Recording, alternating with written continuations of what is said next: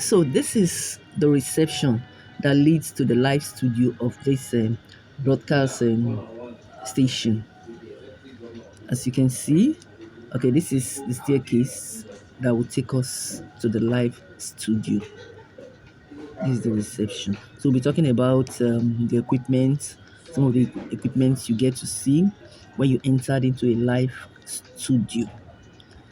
Of course, my guide will be there to explain to us. So this is live studio.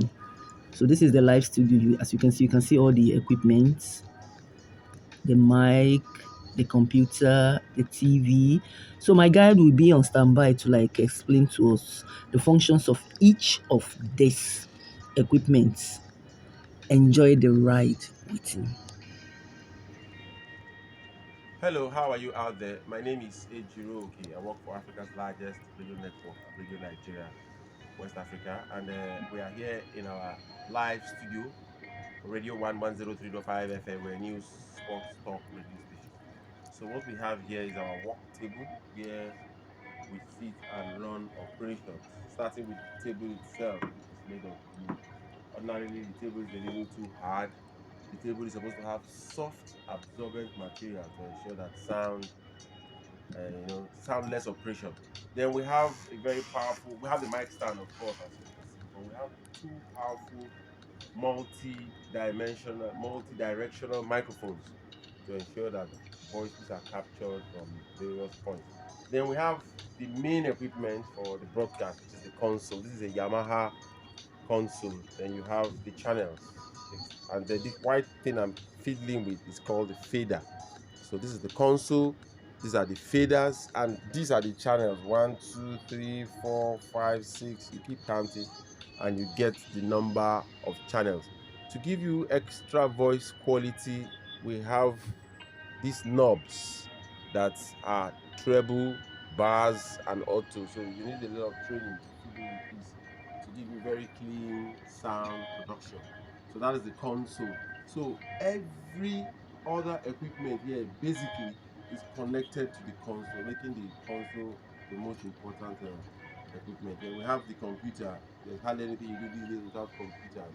So historically we started with what we call the LP or the turntable, even the gramophone. Then we went to the turntable, where the turntable plays LP, long playing record.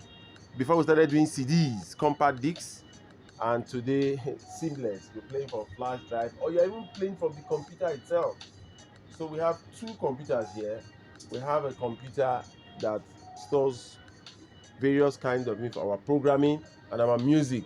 The computer is connected to an external hard disk that stores or banks a large quantity of music. So that's the computer where our recorded programs are played from, and we also have music. Then, of course, promos and jingles and advertising are equally stored in the computer and played seamlessly. We're not playing CD, we're playing directly from the computer. Then you have another computer. The second computer is your regular internet workstation. Our news are sent via email to the other computer. Then, of course, there's a search engine, which is very key for broadcast. Broadcast is about information, giving out the right information to the public. So the internet is there on the other computer to give you information on whatever you may need to know. Recently, we celebrated World Radio Day. If you want to know about World Radio Day, you go on and click International Day for the Blind, and whatever information you can think of. If somebody says I'm an ophthalmologist and you don't know what that person is, you just click your computer and the computer answers your question. Then if you go lower, maybe old school, we have a CD players, some six, if you go lower, some 6, 7 years ago, we were still playing. And sometimes when you run into problems with some equipment, you may still have to resort to the CD. We have two CD players, as you can see there, CD1 and CD2. So sometimes when you run into sudden problems, you just reach out for your CD and play just to ensure that the broadcast continues. So we have CD player, CD1, CD2. Then we have what we call a UPS backup here. This part of the world, Nigeria is plagued with very poor power supply. So in a day of 24 hours, the power can fail 15 times. So you need what we call a UPS backup, uninterrupted power supply, so that each time the station power is interrupted, the UPS takes over, and ensure you stay on air. The UPS is supposed to be able to carry you for about 5 minutes, and in that meantime, your alternative source of power supply, which is a generator generating set, should kick in and take over power supply from the public power supply. So the UPS is also very key. Then we have what we call, because the sound quality, of course the CPU is down there. Every computer has a CPU. These CPUs are the base. There are two of them there for the two computers. Then we have audio processors. We have audio processors connected to ensure that the sound quality is refined. We have what we call sound processors, audio processors that process and refine the sound before it finally goes downstairs to our control room. We have a control room downstairs, and what we do here at Africa's largest radio network, our transmitters are not here in Ikoyi. I'm speaking to you from Ikoyi in Lagos. Our transmitters aren't here. Our transmitters are at Oshodi.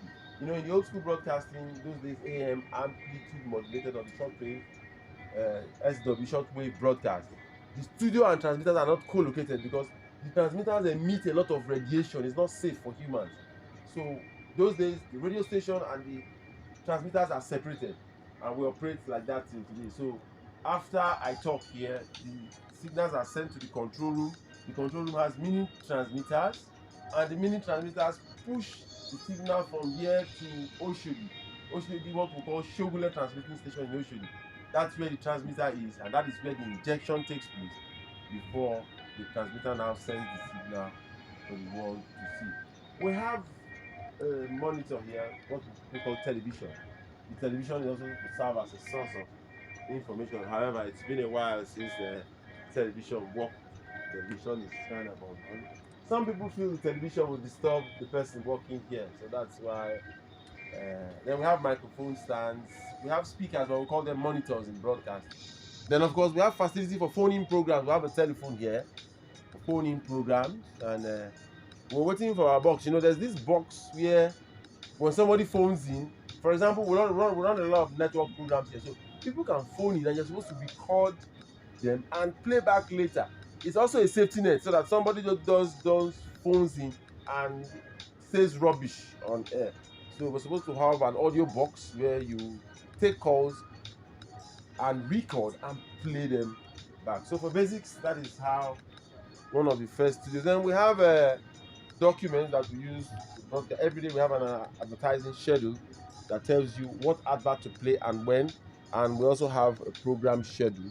Program schedule, like the name is, it tells you what program goes at what time of the day. So those are two business. We have the logbook where we keep record, we keep track.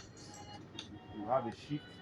Historically, the shift here is supposed to run for 4 hours. That's the standard here, but because of necessity and challenges, it's a language station. The station speaks about 3 languages. That's the logbook. We call it announcer's logbook. Of course, you know what the logbook does is blow by blow, account by account, minute by minute of activities that transpired in the studio. So talk to you about basically. Then of course the headphones. The headphones are to give you, to ensure concentration and give you clarity. Then of course the headphones also ensure that the studio remains noiseless. So you're supposed to listen via your headset. So you can actually be running your broadcast like we who go on the network service often. When I mean network service, all the Radio Nigeria stations in Nigeria, about 36 of them, run same program at the same time. That's what we call network service. So you can add your headphone, be running your program. As soon as the network signals come, we call it the drum beat or the drum signal. As soon as the drum signals come, you're supposed to end your programming and join up or hook on. Well, this property is about 60 years old. It was built by the British in the 1940s, and of course the studio is windowless, and the source of gaseous exchange, source of air supply, is via air conditioning. Initially, the property was built via central air conditioning. Central air conditioning, but today we operate what we call a split unit air conditioner. And if you listen carefully, you see that the air conditioners make some noise vis-a-vis the original design where the air conditioner is actually coming. That's the central AC. That was what the British bequeathed to us. So I guess that's the much we'll have time for. Then of course our chairs are swivel to give you swagger, and of course sometimes the chairs are even supposed to come with rollers, the tires, so that sometimes you can move left, move right, depending on the maneuver you need to do. Of course, there are full cameras here covering everything. I think that's the much we have time for Africa's largest studio radio. So you now have an idea of the equipments and other materials, other items that can be found in a live broadcast station. So what do you think? Kindly drop your thoughts at the comment section, like as well as subscribe. See you next time.